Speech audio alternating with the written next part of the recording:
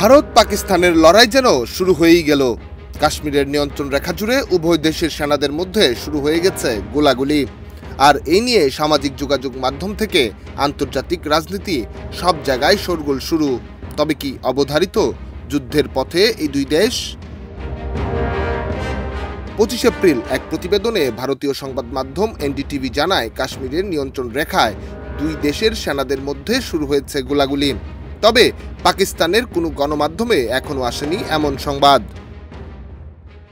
ওয়ালটন আবারও মিলিনিয়ার অফারে ওয়ালটন ফ্রিজ কিনে আপনিও হয়ে যেতে পারেন মিলিয়নিয়ার। মিলিনিয়ার ছড়াছড়ি দেশ জুড়ে, এটা শুধু ওয়ালটনই পারে। এনডিটিভির প্রতিবেদনে দাবি করা হয়েছে, জম্মু ও কাশ্মীরের নিয়ন্ত্রণ রেখা এলওসি বরাবর বৃহস্পতিবার রাতের দিকে ভারতীয় সেনা চৌকির দিকে গুলি চালায় পাকিস্তানি সেনারা। জবাবে ভারতীয় সেনাবাহিনীও পাল্টা গুলি বর্ষণ করে।